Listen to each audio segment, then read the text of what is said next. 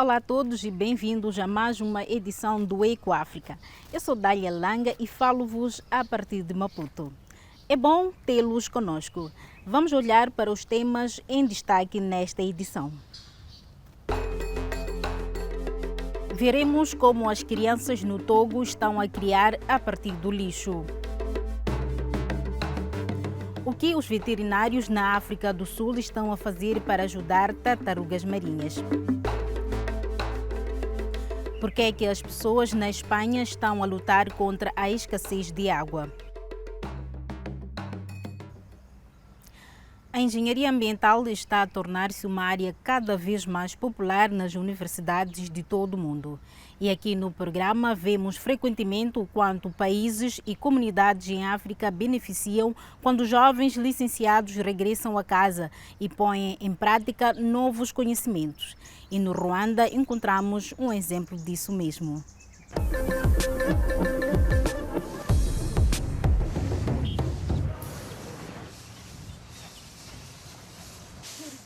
Uma vez colhido, o arroz tem de ser seco. Para o agricultor Odace Abeneza, esse processo pode ser exaustivo, como a colheita. Mas é vital. Se o arroz não for seco depressa, começa a mofar e a desenvolver toxinas potencialmente letais. Todos os dias, durante semanas, tem de pôr o arroz ao sol. Secar 5 toneladas demora um mês. É difícil secar as culturas com este método, especialmente quando chove. Durante a colheita perdemos tempo. Se tivéssemos máquinas de secagem, pouparíamos tempo e evitaríamos desperdícios.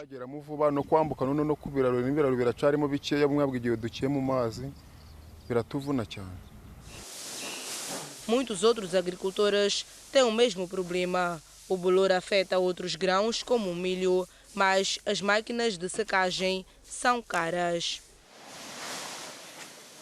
O agricultor Jean Sibomana não tem meios para alugar uma máquina, apesar das boas colheitas.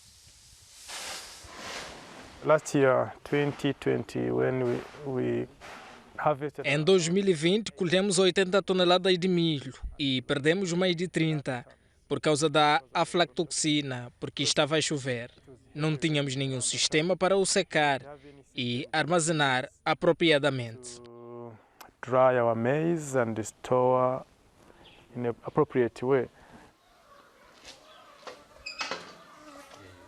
Mas o agricultor conheceu o jovem empresário Thierry Chema. O engenheiro ambiental desenvolveu uma pequena máquina de secagem portátil. Ele e a sua equipa fazem-nas chegar aos agricultores.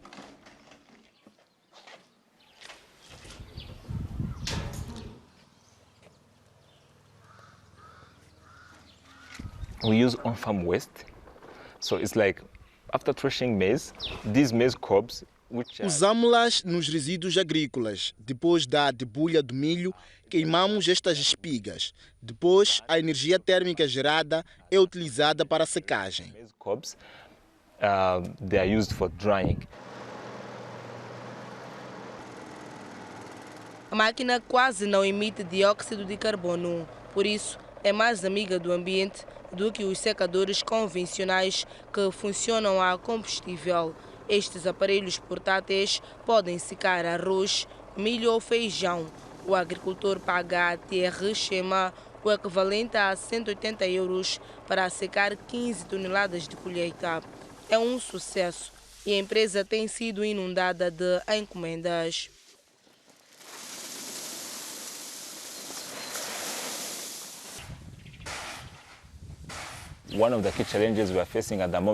Um dos principais desafios é a procura, que é bastante superior à oferta.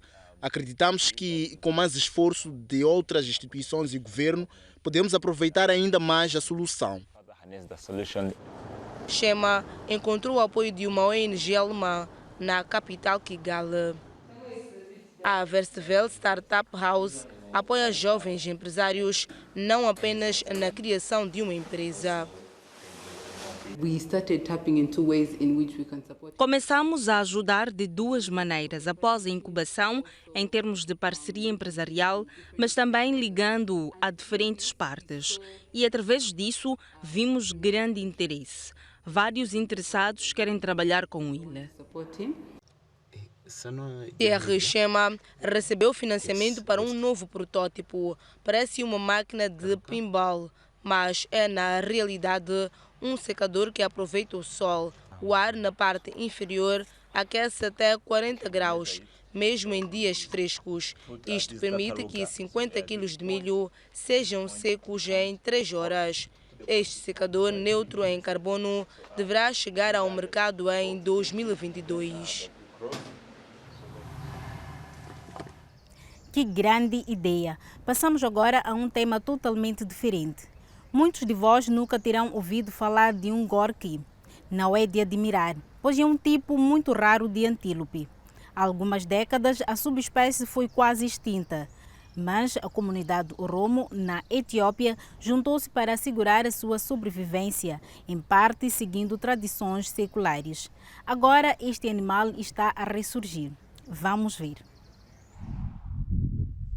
Estes animais só existem na Etiópia. A maior população vive no santuário de Senkel, no sul do país.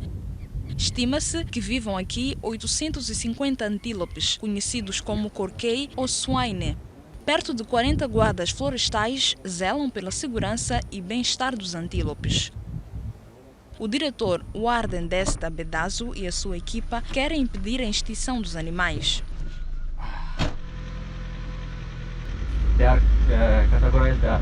Foram categorizados como mamíferos em perigo crítico e necessitam de atenção especial para serem conservados pela comunidade internacional. Os caçadores furtivos costumavam ser a maior ameaça, mas hoje em dia são as hienas e os chacais. Especialmente em risco estão os antílopes jovens. Os guardas florestais patrulham o santuário 24 horas por dia e, se for necessário, irão disparar contra os predadores. A sua dedicação já está a dar frutos. Este ano, cerca de metade dos jovens antílopes sobreviveram. No início da década de 1990, estima-se que havia aqui 3.500 antílopes. Um ano mais tarde, só cerca de 70.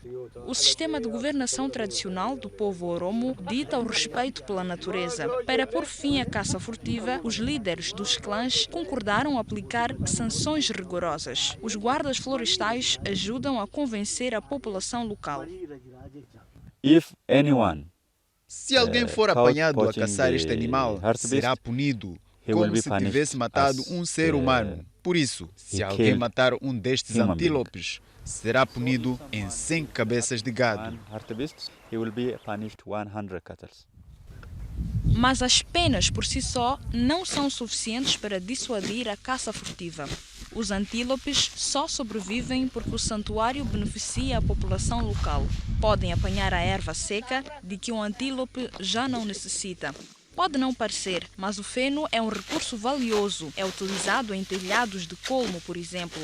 As comunidades locais ganham o equivalente a cerca de 180 mil euros por ano com a sua venda.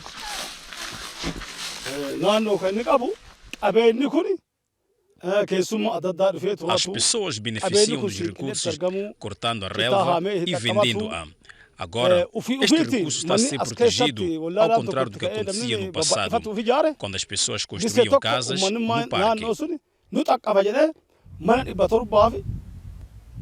Ao longo dos anos, o santuário perdeu cerca de 1/4 das suas terras por causa da agricultura e de assentamentos ilegais. Sobraram apenas cerca de 58 km², o que torna ainda mais importante a proteção dos antílopes. Quando um pequeno rebanho deixou a área protegida para ir procurar água, a população local ajudou a devolver os antílopes ao santuário, em vez de os caçar para ficar com a carne. O santuário é uma bênção para todos.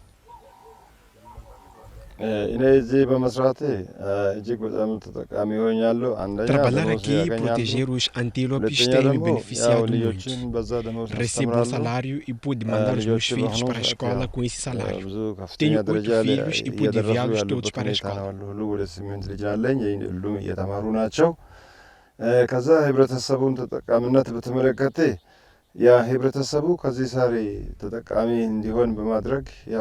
Vivem aqui cerca de 40 espécies de mamíferos, mas o santuário de Senquel nunca atraiu muitos turistas. Agora, o coronavírus pôs o turismo em banho-maria. O diretor acredita que a crise pode abrir portas a uma nova forma de viajar. Atualmente, os números de turistas não são tão bons, considerando a localização do santuário. Portanto, espero um futuro radiante para o santuário, à medida que o mundo se concentra no turismo baseado na natureza. Enquanto esperam pelo regresso dos visitantes, os guardas florestais continuam a proteger os animais dia e noite. A gestão de resíduos é um grande desafio em muitos países de África, incluindo Togo.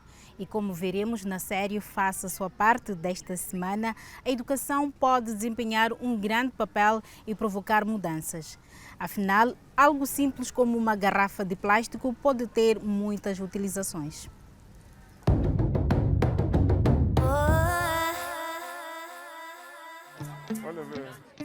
É hora de entrar. Os alunos estão ansiosos para o passeio no Parque Mágico Ecológico, um centro único na capital do Togo, Lomé. Todos os edifícios, juntamente com o pavimento, foram construídos com restos de lixo.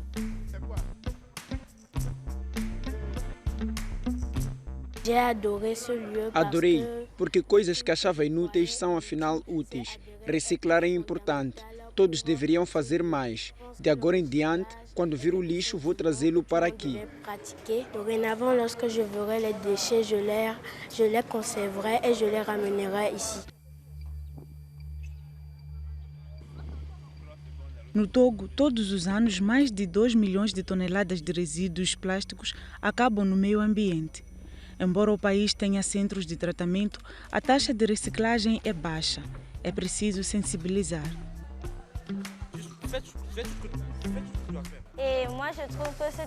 Este workshop é muito criativo e interessante. Se a família não tem dinheiro, pode fazer o seu próprio porta-lápis a partir de uma garrafa de plástico.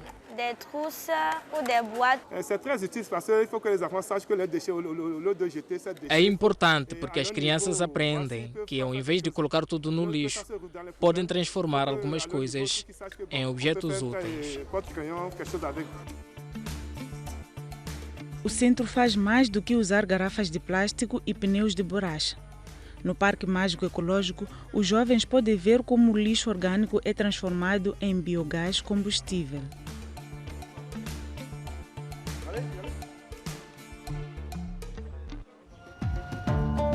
Gostou do programa? Conte-nos se também está a fazer a sua parte. Visite a nossa página dw.com/português e siga a hashtag DoingYourBit. Faça a sua parte. Nós partilhamos as suas histórias. Em todo o mundo, mais de 2 mil milhões de pessoas continuam a não ter acesso direto à água doce. Na Europa, por exemplo, a Espanha sofre graves perdas de água devido às alterações climáticas. Mas essa não é a única razão. Os interesses das empresas de bebidas são outro fator. As comunidades do sul do país estão preocupadas com a possibilidade de ficarem sem água em breve. São os cursos de água feitos pelo homem mais antigos na Europa. Chamam-se acequias e foram construídas pelos mouros durante a sua ocupação em Espanha. Conduzem a água das montanhas da Serra Nevada para os campos. Isabel Fernandes utiliza as acequias para regar as culturas e está preocupada com a escassez de água no Vale de Lecrim. Os agricultores dependem da água subterrânea para os campos. Isabela acredita que a escassez de água não é só uma consequência da falta de chuva.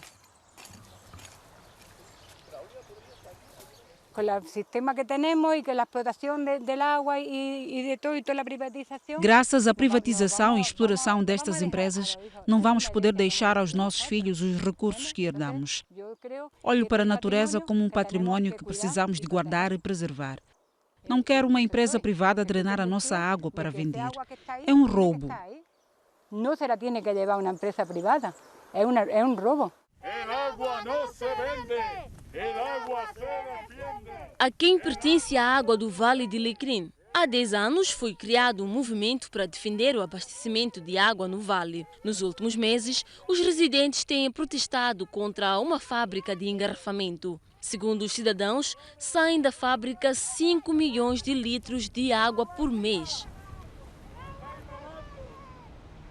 A água subterrânea é muito importante. Estão a tirar-nos a água. É sobre exploração. Não teremos água suficiente para a agricultura e deixaremos de ser autossuficientes. É suposto pararmos o êxodo em massa das zonas rurais. Mas se nos tirarem a água, como poderemos viver? Se nos quitam a água, a nós e a toda a comarca, pues de que vamos a viver? A empresa pensa em expandir-se. As vendas de água engarrafada em Espanha mais do que duplicaram em 20 anos. Na sede da empresa foi-nos dito que as preocupações dos residentes não se justificam. A empresa insiste que há muita água na região e que isso foi atestado pelas autoridades espanholas. A expansão das instalações de produção da empresa no Vale de Lecrim deverá avançar, apesar dos protestos. Vamos a instalar no último trimestre deste ano 2021. Este ano, instalaremos uma nova linha de engarrafamento para responder à procura. E estamos a pensar em desenvolver ainda mais a marca Aquadeus e expandi-la ao mercado internacional. Marca Aquadeus e expandir-nos a nível internacional. Este tipo de disputa não é caso isolado. No sul de Espanha existem 18 fábricas de água. Na Serra Nevada, várias empresas internacionais, como a Danone e a Nestlé, disputam o bem. Os ambientalistas temem que a pressão sobre o abastecimento local de água aumente.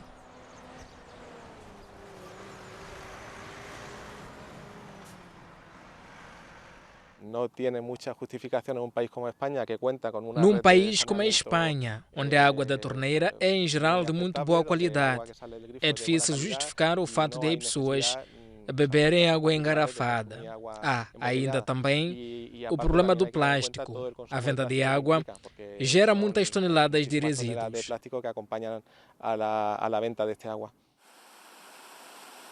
Para além disto, a Serra Nevada também foi atingida pelas alterações climáticas.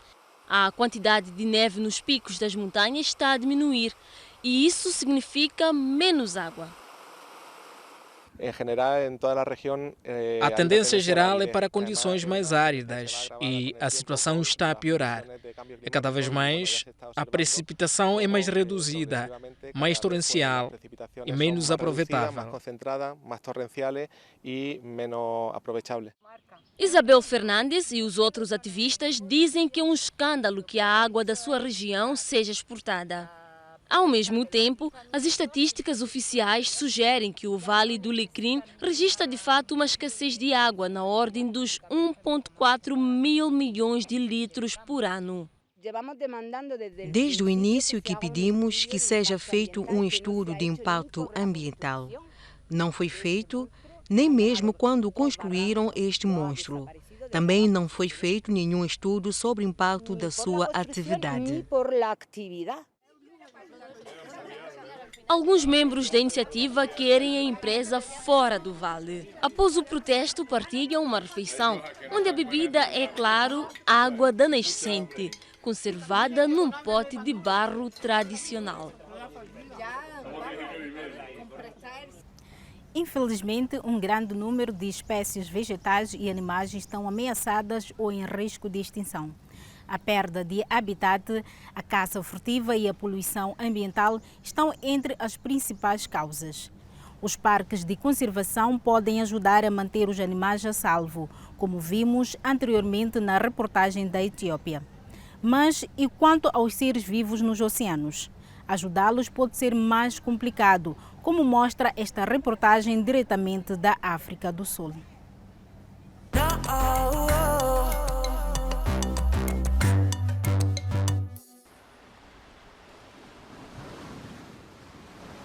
A costa litoral da África do Sul é um local propício a vistas espetaculares em cima ou debaixo de água. Esta é a casa de 5 das 7 espécies de tartarugas marinhas do mundo. São essenciais na manutenção do ecossistema, mantendo saudáveis os sargaços e os recifes do coral, mas estão em perigo. Thalita Noble é bióloga marinha e dirige o Centro de Resgate e Reabilitação de Tartarugas do Aquário dos Oceanos na cidade do Cabo. Uma das maiores ameaças que as tartarugas enfrentam no oceano é a pesca fantasma. São redes de pesca que foram largadas por barcos e que continuam a capturar animais. Outra coisa que ameaça as tartarugas é o plástico.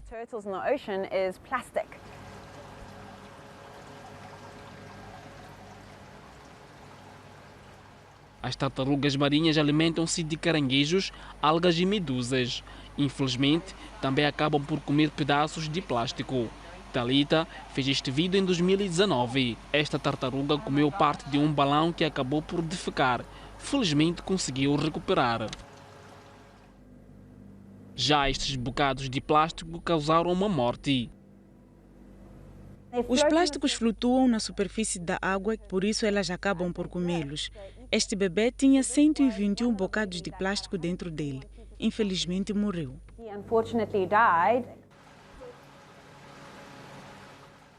Existem milhões de partículas de plástico nos oceanos. A primeira coisa que Thalita faz todas as manhãs é ir ver como estão os recém-nascidos. Todas estas crias estavam encalhadas nas praias da cidade do Cabo, desnutridas e lesionadas. É algo tão comum entre março e julho que este período é conhecido como época de encalhe. Só 1 ou 2 recém-nascidos em 1000 atingem a maturidade. Com as populações em declínio, as tartarugas precisam de toda a ajuda possível. Estas tartarugas são resgatadas e trazidas aqui para o aquário por voluntários. Temos mais de 500 pessoas conosco. Conseguimos trazer entre 20 e 200 tartarugas num ano. Atualmente temos cerca de 60. Uma delas é esta cabeçuda, trazida com pneumonia aguda. É uma condição bastante comum em crias com sistemas imunitários fracos. Temos estado a fazer-lhe um tratamento antifúngico e a dar-lhe antibióticos e tem estado a funcionar muito bem. Conseguimos ver nas radiografias e também no modo como ele nada e come. Para já, estamos impressionados e a fazer figas para que ele fique bem.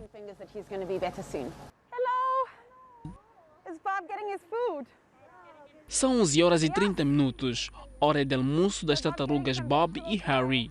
O Bob chegou aqui com a carapaça partida e o Harry sem conseguir comer. Agora estão bem. É muito bom dar-lhe um pedaço, assim, senão ele tenderá a morder-nos. Vou mostrar-vos. Os melhores momentos para Thalita e a equipa acontecem quando libertam as tartarugas. A sensação de saber que foste capaz de fazer algo pelas tartarugas é muito gratificante. Saber que elas têm uma segunda oportunidade é entusiasmante. Mais de 80% das tartarugas marinhas tratadas pelo centro acabam por voltar ao oceano com uma nova oportunidade de se reproduzirem.